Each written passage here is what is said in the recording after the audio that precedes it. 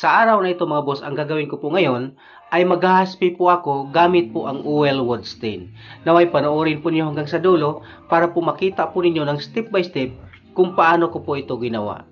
Pero kung bago lang po kayo sa aking channel, naway mag-subscribe na po kayo mga boss with notification bell para makita po ninyo ang mga upload ko po na gagawin dito po sa channel na ito.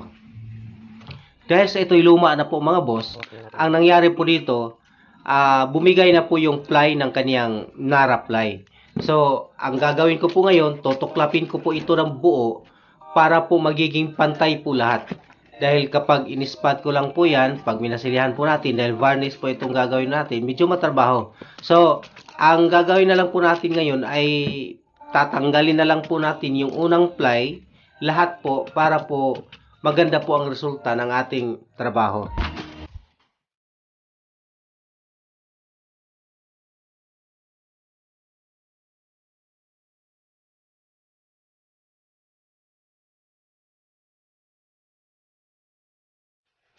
Pagkatapos kong tanggalin yung unang ply ng plywood mga boss, ay nililiha ko na po gamit po ang number 60, yung mga gilid-gilid, yung mga magagaspang. At pagkatapos po nito, ay imamasilya ko po ng body filler. So, imamasilya ko po yung gilid at yung mga pinagpakuan. Pagkatapos, saka po natin lihain yung ating mga pinagbasilyahan ng body filler gamit po ang number 60 para po mas mabilis po siyang lihain at magasgas po talaga ng husto bago po natin i-primer.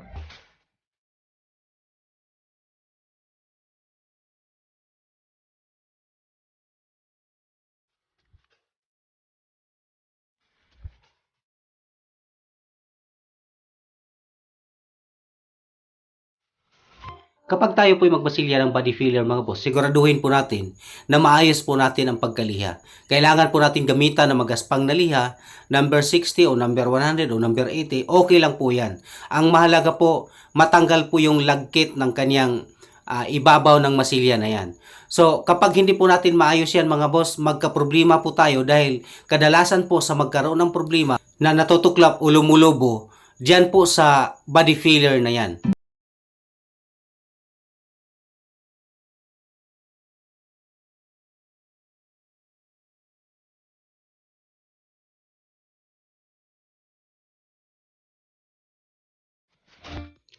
Ang gamit ko nga palang primer dito mga boss ay epoxy primer white dahil yan lang po ang meron akong stock.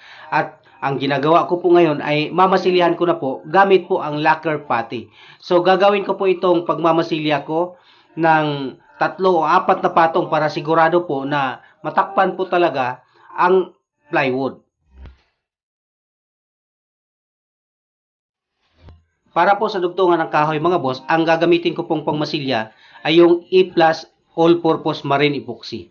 Mas maganda po kasi kapag all-purpose epoxy ang gamitin po natin para po sa mga dugtungan ng kahoy para mas matibay po ang kapit. Kung ikumpara po natin sa body filler.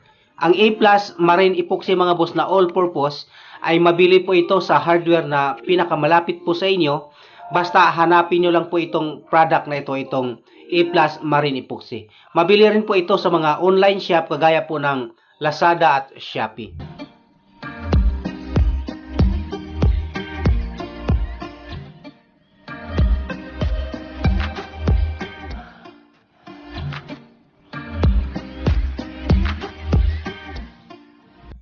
Pagkatapos po nating masilihan ng lacquer putty ng buo yung ating trabaho mga boss, ay lihain na po natin gamit po ang number 150. At syempre, lalagyan po natin ng kahoyan bilang sunblock para po mas makinis at mas flat yung ating trabaho. Kailangan po na ganito po ang gagawin ko dahil ang finish po kasi nito ay makintab po.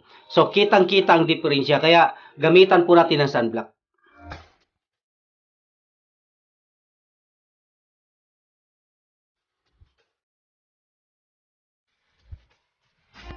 Ito po yung gamit kong pang primer mga boss, Gilder Epoxy Primer Gray. Kahapon, bago po natin manisilihan, epoxy primer white po yung gamit ko. At siyempre, bago po natin gamitin ito, kailangan po nating haluin ng husto bago po natin ilagay yung ating catalyst. Sa pagtimpla po ng epoxy primer na ito mga boss, ay kailangan lang po nating timpla ng eksakto lang doon po sa gagawin natin, dahil kapag hindi po ito naubos, titigas po ito at masasayang lang kung wala tayong ibang paggagamitan. Hinahalo po ito ng 3:1 ratio. Ibig sabihin, 3 po yung ating epoxy primer, 1 po yung ating catalyst. At ang ating ihalo na reducer mga boss ay hanggang 20% lang po. Magdepende po sa inyo kung brush o spray ang gamit po ninyo.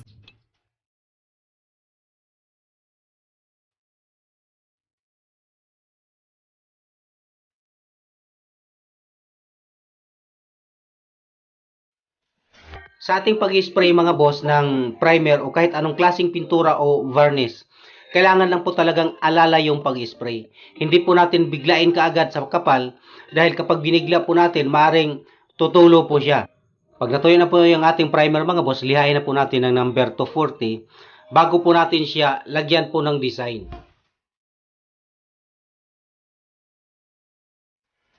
Oil wood stain na maple. Yan po ang gagamitin kong pang stain dito po sa gagawin ko ngayon. At siyempre, gagamitan ko po ng graining tools. Ayan po. Simple lang po ang pag-apply po nito. Gamitan lang po ng brush o basahan para ikalat yung ating wood stain. Tapos, saka po natin ihahaspi gamit po ang graining tools.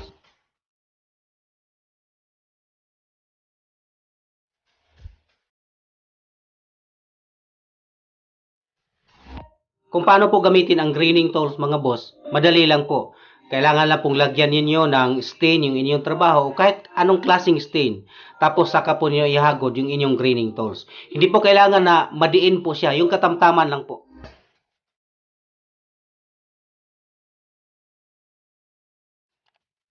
Ang gagamitin ko nga palang varnish dito mga boss ay itong A+ Polywood 2K Polyurethane Sealer at top coat. At siyempre may thinner po siya. At hinalo po ito ng 3:1 ratio. At pagkatapos po nito, kailangan lang pong haluin ng gusto bago po natin gamitin.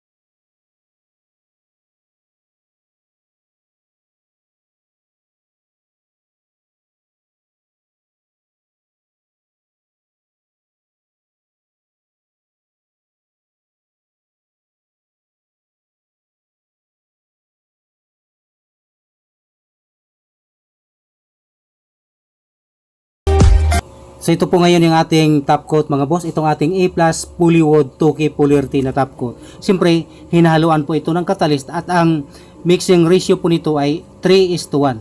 At kung sakali gamitan nyo ng reducer o yung urethane thinner, hanggang 20% lang po kayo. Ang gamit ko pong liha dito mga boss ay number 400.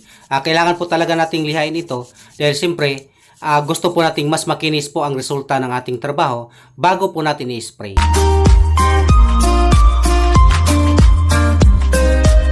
Ito na po yung ating finished product mga boss. Super ganda po niya. Napakakintab po. Napakatibay dahil siyempre ito po ay A+ 2K Polyurethane. Abangan niyo po sa hardware ang paglabas ng product na ito. Naway nagustuhan po ninyo ang ating pinakitang video ngayon na gawa po ng A+ 2K Polyurethane na varnish. Ayan.